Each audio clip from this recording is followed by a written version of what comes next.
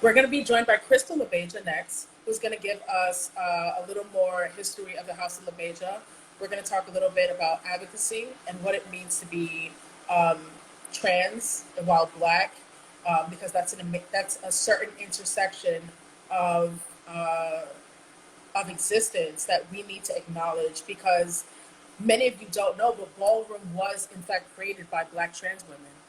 And so if we're going to talk about ballroom, we have to talk about the intersection of what it means to be trans, what it means to be black, what it means to exist in a world where you are not always seen as a human, right?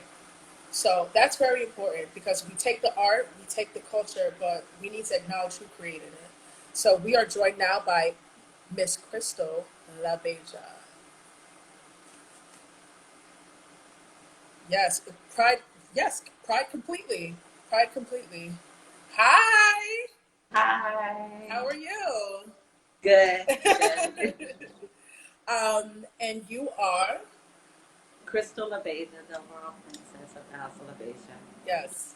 Um, so tell us what it means to be an overall princess for people that don't know that position and that important title in a house. Well, overall princess means that instead of just chapter wise, for the entirety of the house, we kind of bring a little bit more assistance, that bridging that gap. We want to have intergenerational communication. So as we have newer members coming that are from age 16 to 24, we also want to have someone that's in the younger years of their adulthood be able to communicate in a millennial way and bridge that gap with some of our older members because we're the first house. We've been here for 50 plus. We're gonna say 50. Yes, absolutely. Um, so what does advocacy mean to you? Right? What does it mean? What does that word mean? Everybody throws it around, but what does it Well, really mean? right. It's a new term that's like overly used. I feel for us, our livelihoods, in fact, of just existing in a society that goes by gender norms, um, is just a protest in itself. Right. So, like, at the end of the day, me walking outside saying and declaring that I'm going to be who I feel I am versus what a stranger in a white coat told me I was before even knowing my name, um, that's a protest in itself. So, Right. that's what advocacy is, just being that present person, that entity that's another child from the next generation can break themselves free of the bondages that could have held them Absolutely. to it. Mhm. Absolutely. And how does advocacy tie into being an overall mother of such a famous house? Well, I'm overall princess. I'm not a mother, Yes. but I would say it ties in just because again we're the mentors to house members that are coming in, sometimes oppressed. So we're that present help to let them know that being you can still have success in your life. You can still make goals and achieve them. You can still have a light in your heart, regardless of someone trying to dim it because they don't understand you all the time. Right. And so we're just there to listen to them and also point them to people and give them examples of success stories. You know. Absolutely. Um, so, why is it important to? A lot of people want to join houses, right? A lot of people want to be a part of this legacy. Why is it important to have a house rather than walk independently or as 007, as people call it? Well, you can. It's a choice. Right. I know several people that are ballroom adjacent. So they love the atmosphere. They love to be able to come to a space that they don't have to fear and just be amongst their peers. Because I always say it's a family reunion at the end of the day. There's different immediate families, but you're battling against your cousins at the talent show. So Right. it's like, so even if you're not in the house, but the support outside of leaving those four walls or that 6 hours of a ball, you now have someone throughout the week that you can call. Sometimes there are specialties that houses can bring you in your career life or in your out of ballroom, off the runway life that can be beneficial if you know which houses have more more people in that profession that you're gearing to go to. So lot of our requirements is that you're doing something with yourself, that you're motivated, that you're going, that you want to go to school. We want to fill that gap that maybe being kicked out of the house gave you, or the bullying in school, or the distractions of life gave you. We want to keep you on a steady pace because we know life throws knuckles at us, but at the same sense, we still want to, stabilize it in any way that we can. Absolutely. We were the nonprofits before nonprofits. in a more natural way, without the right. It was organic. It was. We didn't need a government to govern our community. Instead, we survived with each other. Absolutely. And I think that's like really important because I've like I mentioned before, I've only walked in the Kiki scene. But at one point I was homeless. I was like a young homeless at the time identifying as a lesbian, and I was do go to Kiki Lounge at HMI, and and I didn't really have a very supportive like family structure, like my real family. Mm-hmm. So like the first Kiki house I was a part of was McQueen, and it gave me some kind of structure. Yeah. Like having people help me with like my homework, and people asking me, "Hey, did you go to school today? Don't cut school. What are you doing?" Accountability and all of that. Because we sometimes people they forget how important that is in someone's upbringing. How do you teach responsibility? How do you teach someone that buying Jordans isn't going to keep shelter over your house? But I want to have the Jordans that everybody else has. Like these are the things that if we don't, and when you mention Kiki scene, one of my quarrels is there's not enough intergenerational communication because Kiki scene has expanded wonderfully for the youth, but they aren't being able to talk to their elder LGBTQA communities without them being assembled as a predator or anything like that. It's like we still need that communication. I agree. And because there's so many organizations that are just giving grand prizes, giving coupons, throwing balls, it's isolating them to where now when they hit 24, they don't have the same connection that we used to have when it was just us with each other. You just mentioned something that I feel is very important because LaBeija is the house it is today because of the continued legacy and connecting with youth and building a family with new members and having it keep going. If the connection is not there, it's not going to work. It's not going to be the same. It weakens the community. Because if we're talking about trying to really uplift and you're providing resources after 5 o'clock when your nonprofit is done giving them lunch, like then what? And then you kick them out of the spaces. Like it irked me that there was a Black Lives and Black Trans Lives protest, and they literally shut down the portion of the pier that we vote on. All because and Mariah Lopez was actually one of the from Star, which is Sylvia Rivera's daughter, was actually trying to get that area open because it was deliberate. Like in the way that this is where we go, but now we have to go listen to not house music, but other music during our pride. And you're just starting to. It's not bad enough that you gentrified the community. It's to tell us that you don't want us here.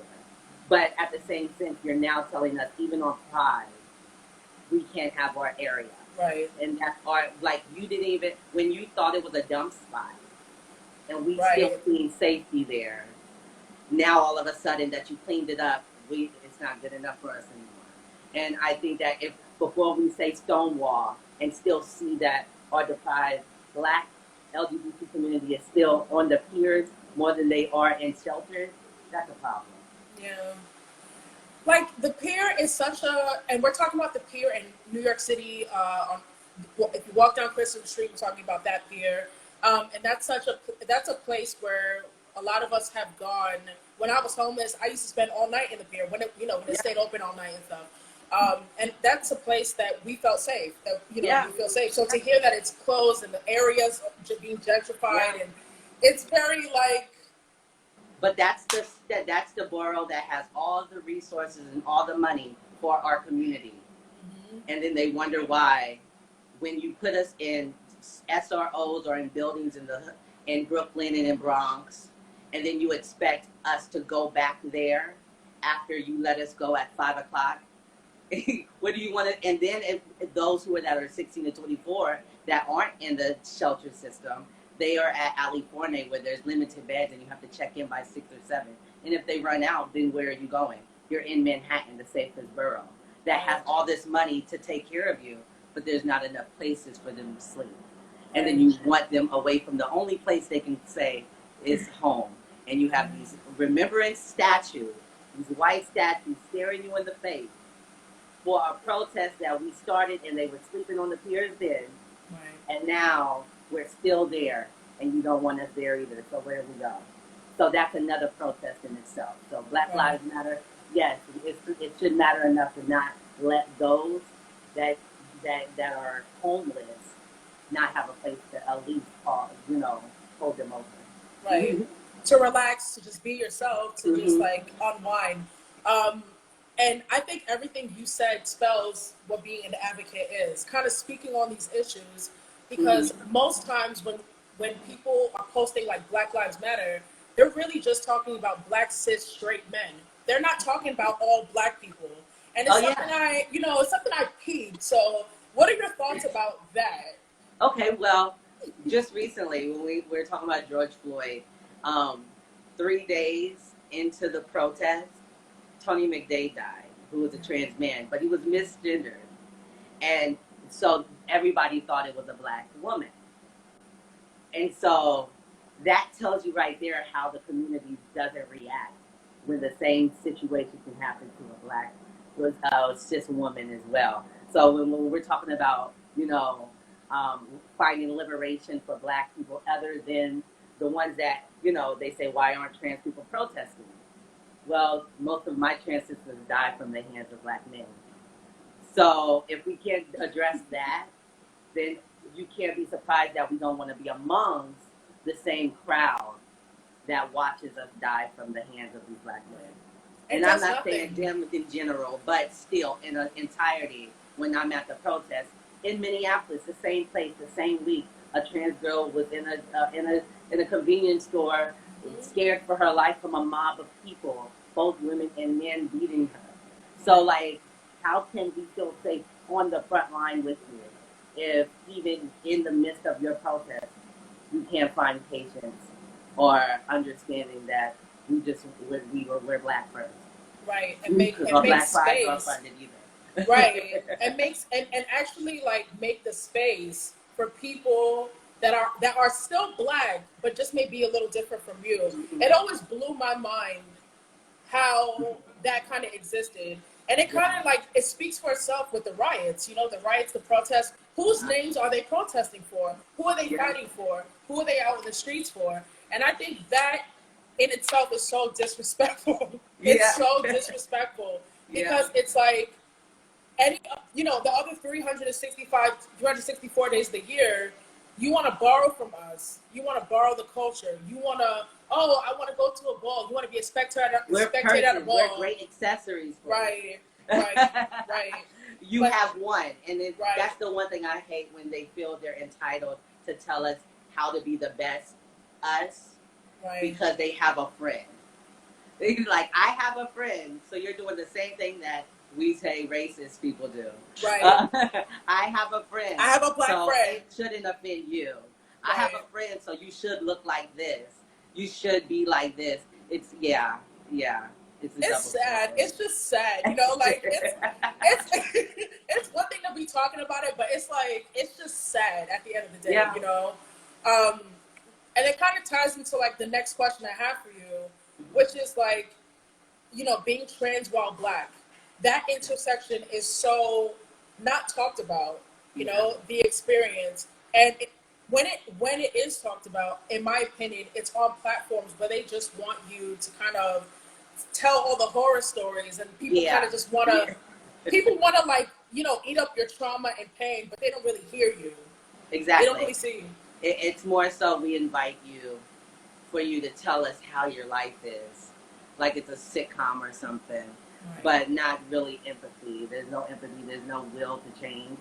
I will say that I had great examples of womanhood and people of trans experience I just wish that the public media didn't use the umbrella term trans so loosely, Right. because it confuses our people who may not get to college to go to sociology 101 to learn about the difference between gender and sexual orientation and things of that sort. And the fact that intersexuals are people that are right in the middle. So what is their problem?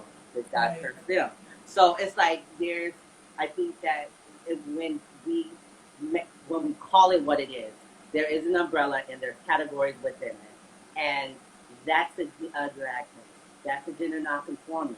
This is a two-spirited individual. We have to be diligent about stopping the confusion, because that's why they can't respect us as women, because they see us. They'll put a man in a wig and call it a transgender, or they'll put a drag queen just for interpretation rights, and then it smears it affirms what the church blacks feel, that we're choosing this lifestyle versus, maybe I wouldn't have lived any other way. Right. Right. And I think that's for the cis people watching. Pay attention to what's being said right now, because that's such a big problem that not enough cisgender people are talking about, because you have the privilege of not being, not talking about it or not living that Mm-hmm. experience. And I think it's important for all of us to um, kind of check the labels that we give people, because Mm-hmm. it's not our place. It's just Yeah, not. yeah, It's not yeah, our. It's not. It's not our place to speak on it like we know what's going on. It's just yeah. not. Just shut up and listen. Just shut up. Like, I've been married for 6 years now, and it's like, I'm not sleeping with you, so it doesn't matter. Although you won't, I'm as woman as I come. Still, when I have to know that my nieces and my nephews and everybody's coming up, and even if they're not sleeping with you, if she decides to run track and gets legs like Tina Turner, she's gonna have to worry about people misgendering her, and that can be violent to her, because it's not just us. If you don't smile back at a guy, it now becomes a way Right. to demonize someone, to take their womanhood away. And Right. I just want to say I love the way you accept yourself in all of its glory. I am a follower. So Thank you. and so yes, it's a beautiful thing, and I think that we need to liberate ourselves in that way too. Yes. To be Um, okay with pleasure and knowing who they are and loving all of us and everything and all of its complexities. yeah. Uh, like just enjoying pleasure, just being a dom. Just Mm. these are all things that I should not be. Nobody, because it's true. Keep Nobody that looks behind the at doors. Yeah. right. Nobody looks at black women, a black fat queer woman. You know what I mean, and be like, oh, that's a person with power in the world. Yeah. She's a dominant person because she has power. They look at my dominance as anger or aggression, or You just angry black you woman. angry black woman, and it doesn't make any sense because I'm not angry. I'm Right. happy. I'm You a don't happy understand? You know? bitch. Right. um, so let's talk about you're the overall princess of LaBeija. Let's talk about the house. Okay. How did you know that LaBeija was the house for you? Well, I did pageantry first.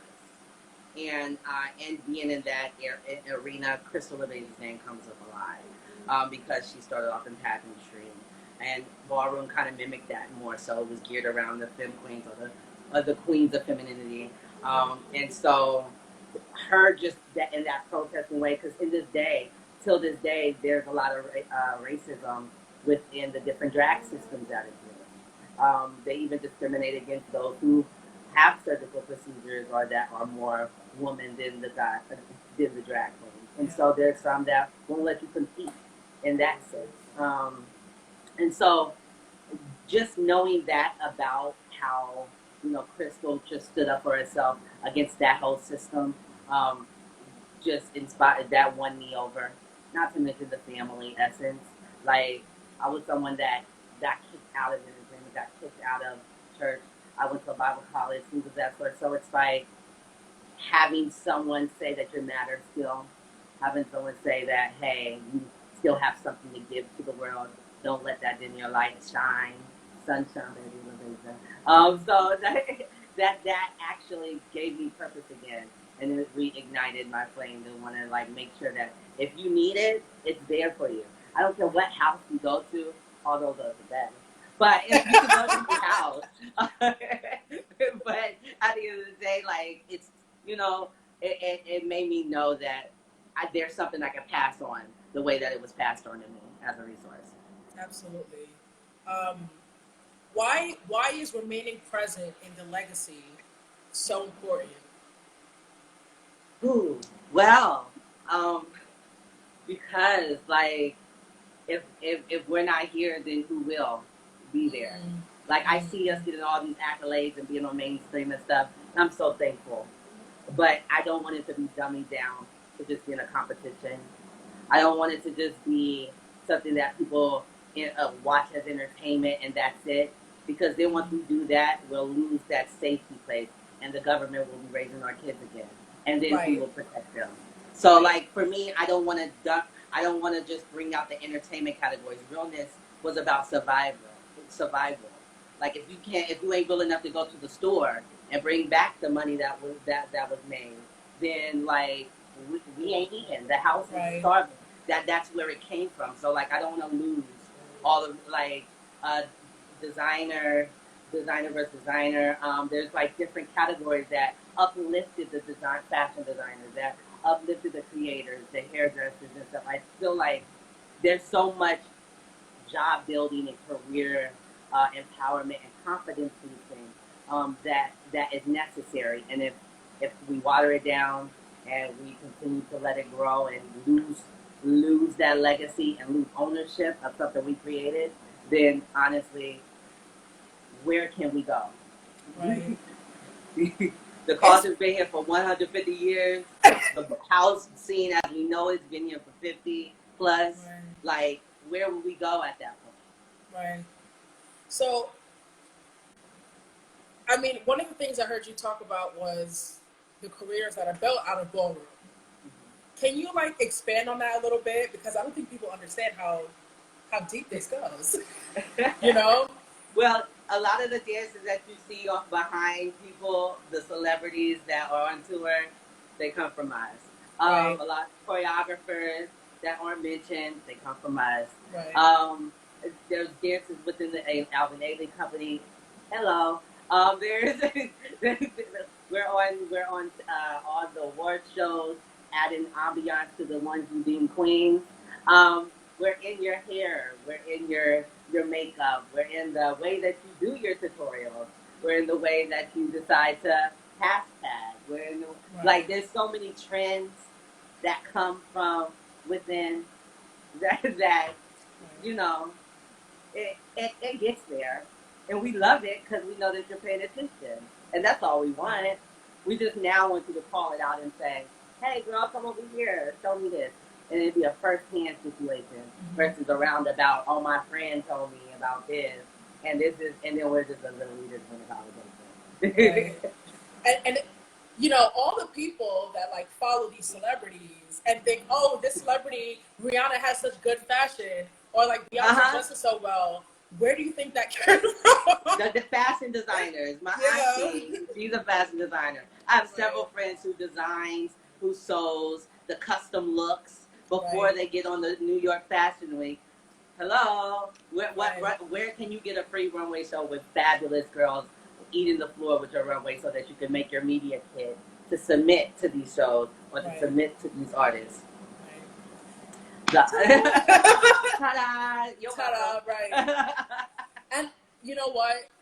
There's so many. I keep saying it's so important to mention it, but it is. This whole conversation is so important because when people think of like queer, you know, LGBT, QIPB, you know what I mean? People, they don't think about all the contributions that we've made to mainstream society. Yeah. They don't. They Yeah, just because it makes it easier for them to stay in their ways. thank you. Right. You know, denial is that has been going on for decades. Right. Even the white people don't understand that our Constitution came from a world that viewed us as less than. So how can our system not be racist if it wasn't made for us? It Right. was made to enslave us. So we can't get upset that our culture, I mean, our family had to adapt and survive. And, Bible, whether they practice it or not, was an influence to the way that they raise their kids for survival reasons. And so a lot of those things is, I feel like it's an inner guilt that they didn't stay devoted or they're not accepted from the bigger part of their family that are wholesome. And so therefore this is the way that they can eat it, hurt the people around us or hurt us just to feel like they're closer to their Christian brothers and sisters. Because Right. that's not right. I learned that wasn't right before I left with them. And So, you know what? And it's very important to know. You touch on Christianity. I don't want to offend anybody watching if you're Christians. I don't know. I'm not a Christian, so I'm going to say what I have to say. It's important to know that like things like homophobia, things like even being black, transphobia, these are constructs that directly come from colonialism. yeah, They yeah, come from colonialism because yeah, tribes had, everybody talks about two spirit, but the idea of being two spirit comes from Native Americans, but there was a whole world, yeah, even in Africa, parts of Africa, tribes in Africa, yeah, we had names for all of these things, and they yeah, weren't discriminated against. We welcomed it. It was, a part of who we really are, our real religions and our real languages. We had names for all of this, and we accepted them because we understood this is still a person that's a part of my tribe. right, right, Regardless, colonialism came and slapped constructs to make people better than others, to create yeah, false reasons why this person is not worth it or this person's not worth it. So when people, are still in 2020, we have the uh-huh. internet, we have encyclopedias, we have books, and your stupid ass is still walking around transphobic and Hello. homophobic. I'm like, just look at the way that life comes into being. Like, the brain is adapted in your first trimester. Your anatomy doesn't get the signals of what to become until the third trimester. And hence the reason why there's intersexual in the world. Right. So why is it so hard to believe that someone's intellect doesn't match their anatomy? Like, that's just basics. Like, it happens. It can happen. And the proof is the fact that there are people in the middle. And it's okay. It's Everywhere. okay. Everywhere. Everywhere. So you can't Everywhere. say it was a scientific Right. no that happened. It just happened naturally. It always Right. has. So now, like, it's just, for me, I just like, they say, if you want to keep something from, it used to say, black person, just put it in a book. And it's sad to say, like, reading is fundamental. Get a book. And Also, now we have audio books. Come on. We it's have to everywhere. do better, people. The information is there. It's just at this, at this point we're in 2020. We're going through a global pandemic. It's all this shit happening, and y'all still beating people up and killing this one. At this point, it's just willful ignorance. You can't want to, dismantle white supremacy and unlearn colonialism, and you're still holding on to parts of white Yeah, supremacy yeah, every yeah, day, yeah. and then Because perpetuating it. it's easier to go to a part that benefits you. And Yes. the sad thing is, most of our community don't recognize. Even I talked to my husband, they don't recognize their cis privilege just Right. in being a cis male. Even in the LGBT community, QIA as well. The cis identified individuals who just happen to be same gender loving has a privilege. They still present as themselves. So it's Right. not something that, unless someone asks you who you're attracted to, or they know you long enough to know that, oh, you're not dating someone that's of opposite sex, they don't know. You still get to pass. You still get to get a job. You still get to survive. When it comes to someone who identifies, who presents themselves differently or may look a little odd, like, there's a privilege. I mean, like, that's why there is a privilege in being cis. And Yes. so I love my lesbian sisters. I love my gay brothers. All of that. And even my realness girls, like the girls that are super passing, there's a privilege in passing. So we have to first recognize our privilege and then be okay with saying that we should all have an equal rate. It's Right. not that we're saying give us everything. We're saying just give us a chance. Like I shouldn't be fired just for existing. It's the same fight that Black people have. Mm-hmm. It's the Yeah. same fight that Native Americans have. It's the Mm-hmm. same fight that LGBT folks have. And I think people need to understand that the fight is the same across the board. The problem is there are people like us that fit more than one struggle. You know what I mean? Yeah. We're Yeah. fighting more than one fight at the same time. And that's where intersectionality comes from. And that's why it's important for people to understand you can't fight one of these fights at a time. It has to be all at the same time. Or it's not gonna Exactly. work. Or it's not Yeah. gonna work. We're species that can, multitask. Come on. We Right. can do that. I can do the dishes, wash the baby, and make sure I got something in the dishwasher and an oven. Right. Like, come Right. on, it's possible. And there's more ways to do it than the way you contribute. Like, Yes. although I may not be on the front line because of I don't know what may happen, doesn't mean that I'm not reposting. I'm not at the Senate office because they got good security. That doesn't mean I'm not at the city hearings. Doesn't mean I'm at the town hall. I go to every election, not just the presidential, because I Right. know that to change police brutality, that's on a state level. Like, these are things that I practice and I hope that we are teaching our Right. community coming up. Protesting for federal government to handle everything doesn't change your local community. It's great. They will advise it. But if you want to make bigger change, let's go to the state level. We need to show up the way we do to get Trump out, to go Right. to our city council, to go Right. to our. We see who's sitting in Congress. Like we need to be more mindful of how we are trying to uplift our community. Absolutely. Absolutely. Um, And I think for the cis folks watching, once again, I'm talking to y'all out there. Like, we have a lot of work to do. We have a lot of work to do, and we have a lot of conversations that need to happen. And people that are transgender, trans, whatever you want, whatever labels you want to assign to that, people are Yeah. out here dying. There are Yeah. people dying. And if we know we're in a position of privilege, it's time for us to really start talking to each other, not putting Yeah. trans people in the way to tell their stories, to feed off of their trauma and pain. We need to talk amongst ourselves about what is going on right now, and this Yeah. has to stop. You know, And I really kind of sometimes blame like the Jerry Springers and the Ricky Lakes when it was a punchline.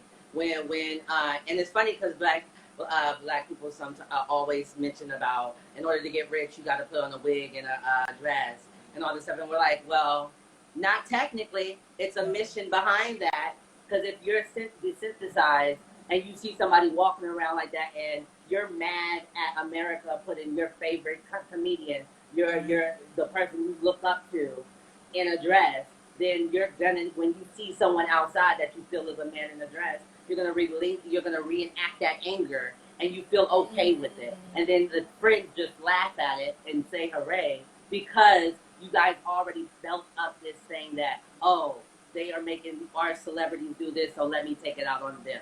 Like, so these like, yeah, there's just a whole bunch that I don't like about media, because we don't have a say so, and so we don't know how we're portrayed. We don't know. I hate when it's someone that they want to uplift. They'll hire a cis person to play the trans part in Law and Order several times and everything, and it's just like it. I feel like they're not showing people reality, showing us in a real reflection, so that people can grow to love us versus have a hate for us. right. And even if people don't want to love, any queer or trans or LGBT folks, you don't have to like any of us. But we're not going anywhere. Hello. Like, where are we going? Nowhere. We all ain't got the money to fly overseas Get over it. and start a new life. I'm sorry. Right. Like, get over it. And so my last question for you is, why service is such an anchor of your house in your community? Why is service so important? Well, I believe it's so important for our houses because we have to set the example. We have to set the mood. I think once we stop doing service, then every other house has an excuse on why they don't have to. So I think that's one of the reasons why we put so hard to be present in that area, because it's like we love our people enough to be out there, even when they feel like we don't need to do it no more. It's okay. Right. Somebody needs it. Somebody needed that. Hello. Someone Right. needed to see us every week. Say, do you got something to eat? Okay, you struggling with something? You need. Listen, I know a place you can go to.